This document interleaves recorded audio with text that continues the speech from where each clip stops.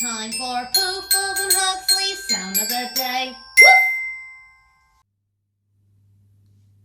Hello and welcome to another great lesson with Puffles and Hugsley sound of the day. Woof! Today's sound is the sh sound. Sometimes Mrs. Boucher uses this to tell Puffles to be quiet. Shh. Yes, like that. Now today we're going to do something a little bit different. We're going to go on a search around the house for words with the sh sound in.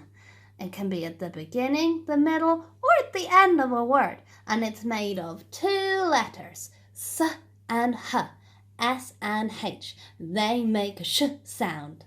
Can you go on a search around your house for sh words as well? Let's see what we can find in Mrs. Boucher's house. Ooh. Ooh. Hey, look, Hugsley, some shelves. We made these at the weekend. We glued some comic book wallpaper to some regular boring shelves to make them super cool. Shelves. Woo-hoo.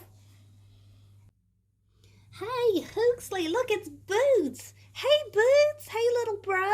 Boots has a sh for shell, don't ya? Don't you have a sh for shell? Yes, good boy. Wow, Hugsley, look at all the shoes. Woo! Mrs. Boucher said not to come in here. It's much too messy, so we better go, Hugsley. Woo! This is a sheet. Woo!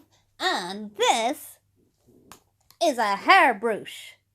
Hairbrush. Sh comes at the end. These are all of Mrs. Boucher's colorful shirts. In the bathroom we have shampoo. Hugsley is in the shower. I better not turn it on though.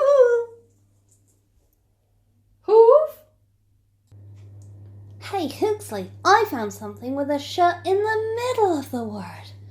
Washing machine. Well, whooshing.